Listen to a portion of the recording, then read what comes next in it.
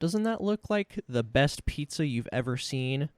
It's not even a real pizza. It's a fake. That crust isn't even made out of dough. That's a flatbread. And it is the easiest thing you will ever cook, and it is damn delicious. Here's how to make it. So you're going to start off by preheating your oven to 500 degrees Fahrenheit, and while that's preheating, you're going to get out your tomato sauce, Parmesan cheese, mozzarella cheese, and whatever toppings you want. And then take 2 baking sheets, oil them up, and spread the oil to coat the whole pan. Cut your pitas so that you have 2 separate little circles of pita. Then you spread them and coat them in the oil.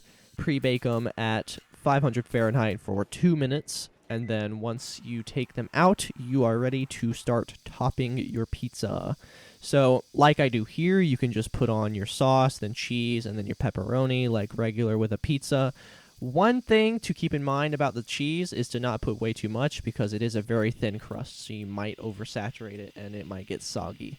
But then once you've topped your pizza, you put it in the oven, cook for 5 minutes or longer if you think it needs more time. Like I look at this one, yeah, that's not quite done. You can see in the middle it's like slightly wider. So I gave it another minute, and yeah, that's done. All right, nice and bubbly and orange looking.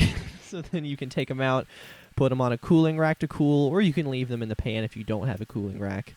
And then just put them on a plate, cut them, and serve. And yeah, that's literally it. That is the quickest and easiest pizza, or the quickest and easiest method for pizza that you will ever use.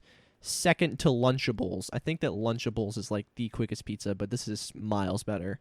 I hope you enjoyed this first food video on my channel, and I will see you next time. Goodbye.